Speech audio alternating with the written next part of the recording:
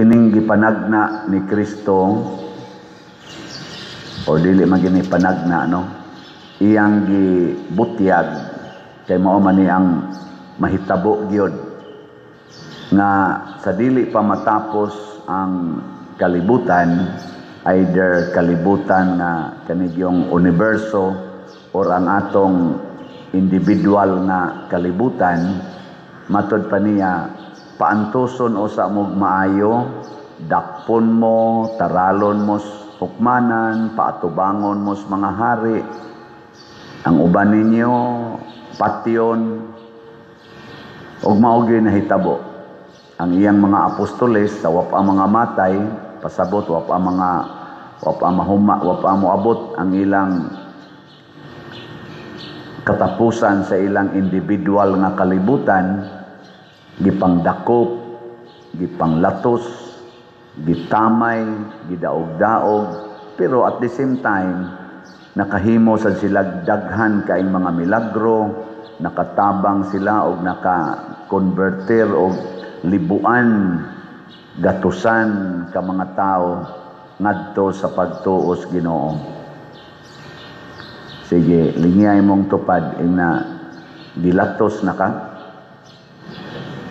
Ingna ko no. Ug wa siya latos sa ina gipaantos na ka. Ana. Kita karon dinhis Compostela, labi na kaning gasilingang lungsod Compostela og Liloan, gilatos ta ni Tino. May gani si sa tong ni Agi Karumbago, Berbina wa kayo. Buutan kay to siya nga pagkabagyo. Pero si Tino bangis kayo.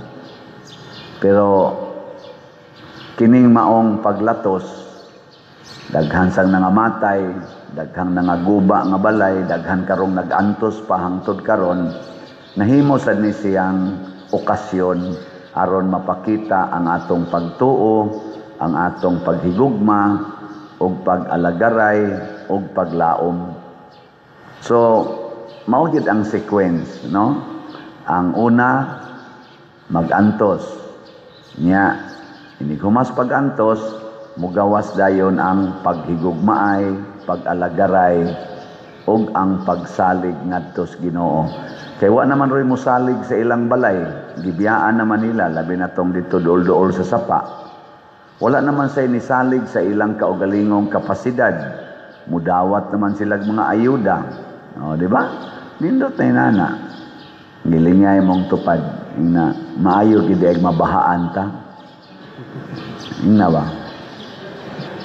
Parihasad sa dito sa Northern Cebu, katong Gilinog, dito man ang kusog-kusog yun. Di ang mga bugong ato bantayan. Daan bantayan. O, unya, unsa may nahitabo? Nagantos, ang uban namatay, sakitan.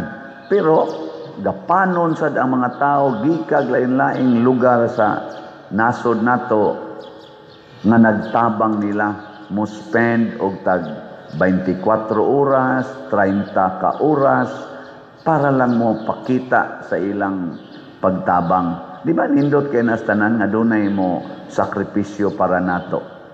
Mao gid na pamaagis Ginoo. Muna kun ikaw gani asawa, gusto kang manindot ang inyong pamilya, antusa ang tanang alantoson. Kung ang imong bana mo imong antusonon, antusa kay mao nay makapanindot sa inyong pamilya. Nga ikaw sad bana, amahan, gusto sa kang munindot ang inyong pamilya pinaagi nimo, antusa ang tanang alantoson. Kung ang imong asawa mo imong antusonon, antusa kay mao nay agianan sa nindot nga kalambuan sa inyong pamilya. Mao sa nahitabo sa atong simbahan. Ang mga apostoles, si Kristo, si Mama Mary, ang mga santos, nangandoy nga manindot ang atong simbahan. Moto nga ni antos sila. Antos, nagpaubos, nagpakamatay, ug tungod ni ana, pipila kanila pipila sa atong mga unang mga magtotoo hangtod karon sad ang atong pipila ka magtotoo na nagantos nga mapailobon nya kining ilang pagantos mo ni atong gihandom karon aning Red Wednesday aron pagpakita nga ni appreciate ta sa ilang gibuhat kay tungod anang ilang pagantos milambo gyud mikaylap ang simbahang Katoliko sa tibuok kalibutan na tuman yun ang atong ngalan na Katoliko. Kung sige ito yung meaning anang Katoliko, na nagtutok malansad muna ako, amanay mo kay bao. Kung sa meaning anang Katoliko, sa in English, universal. Sa Bisaya, malukpanon or sa tibuok kalibutan. Muna nga ang Katoliko gikan dito sa Jerusalem, iabot sa Roma, nahimo gid natong head gani ang Roman seat. Kaya aman dito ang atong sentro sa authority kay nangadto man si San Pablo ug si San Pedro, dito man sila nangamatay. Mauna nga gikan diha ning kaylap yun sa tibuok kalibutan ni abot nga ni Compostela. Og ang nakapakaylap ani mga igsoon mao gyud ang pag-antos og kamatayon sa atong mga apostoles og mga santos. Unya kung gusto patang ato ning pakaylapon sa sunod pang generations, unsa may itong buhaton? Unsaon man? Mag-antos sad ta og magpakamatay para sa atong pagtuo. Lingiay mong tupad. Lingiya ba? Ingna padayonon pa nimo ang Katolikong simbahan. Na padayonon. Pasabot o gusto kang mupadayon kita sa mo tampo karon sa atong pag-antos o pagpakamatay. Ug usa na ni ana ang pagpalit og slot. Mag-antos gyud ka. Ako antos akong baligya. Sige, balik-balik, baligya. Mao na ang relasyon. Kaya unsa gitoy meaning sa slot? Ang S, sacrifice. Sacrifice. Isakripisyo ang imong kwarta. Isakripisyo ang imong pagkaon, ang imong snacks. Isakripisyo ang imong ipalit og imong mga para sa imong kaugalingon. Ayaw lang usa na siya palita. Antos lang usa para makapalit kag slot. Isakripisyo ang imong pagsugal. Ayaw lang sag sugal, ayaw sag inom og red horse or unsa diha imong imnon. Kulapo ba? Ipalit o sag slot. Isakripisyo ang imong pagsakay og motor, habal-habal o tricycle. Paglakaw lang usa, nya tigom-tiguman ang imong plite hangtod makapalit yung kag slot. Di ba? Sacrifice. Nya unsa man ang L? Love. Himua ang imong sakripisyo kay nahigugma ka sa simbahan. Nahigugma ka sa Ginoo, nahigugma ka sa next generation.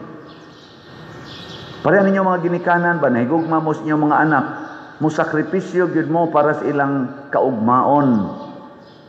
Gilingi ana sa dimong tupad na nahigugma ka nako. Hoy, lingi abang anong gaana man lang ninyo mga naho. Sige, ari man gyud ka mo mutan-aw nako. Ako na lang mangutana, nahigugma mo nako.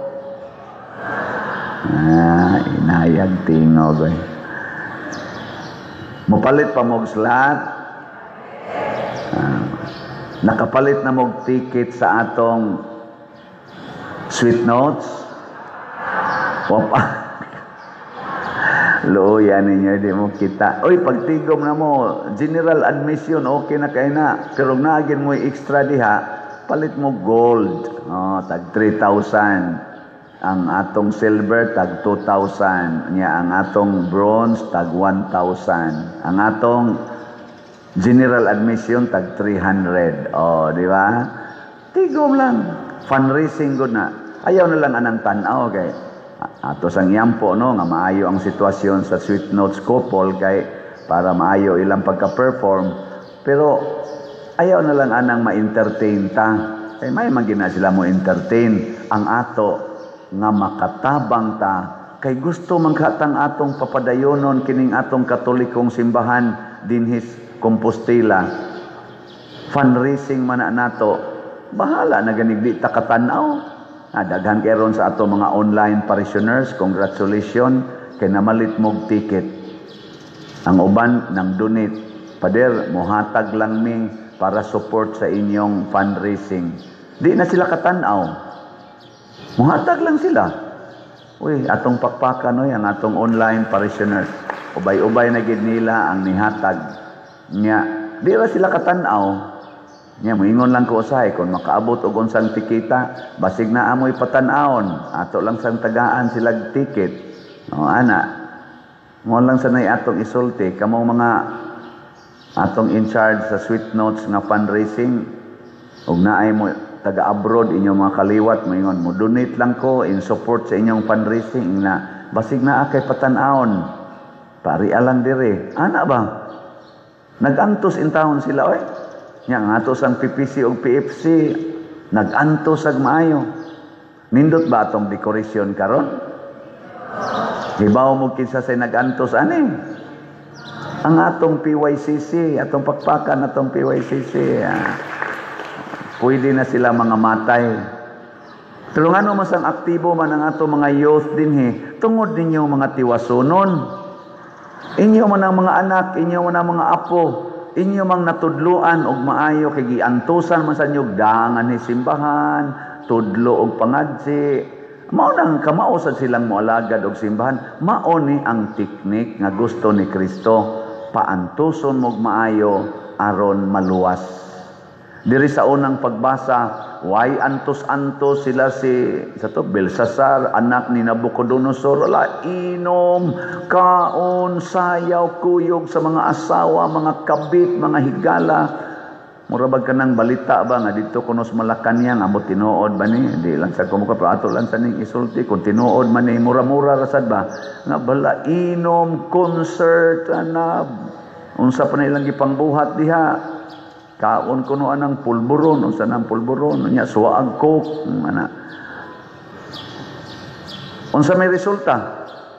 Sa ilang pagsigig happy-happy, sa ilang wa magantos, gigamit nila ang mga balaang mga galamiton sa templo nga ilang gikuha, kadto mga chalice, mga siburyo, mga imnanan, mga baso nga balaan, ilang giinuman didto. Gasimba pa silang Dios-Dios. Ang ending mga igsoon ng luspad ang hari, nangurog ang tuhod o nasubo pag-ayo, meaning kasakit.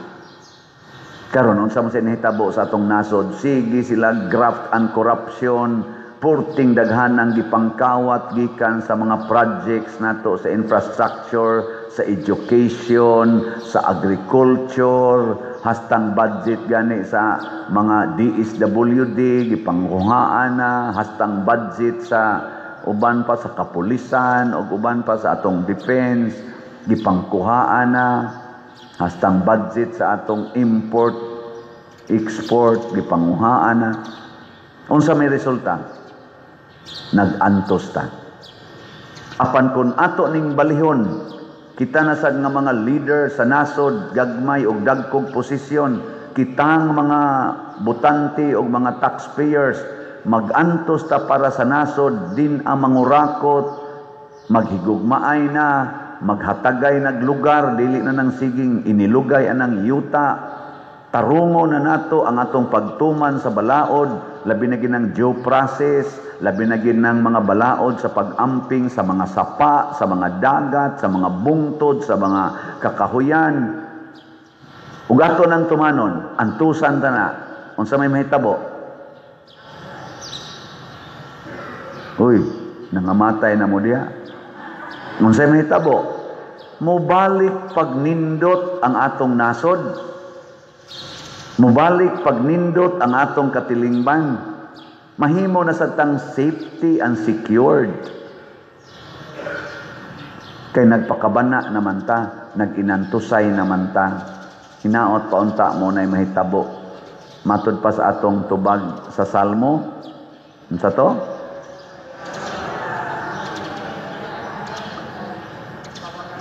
himaya og himayaa siya og dayga sa walay katapusan. Kinsa man ni siya?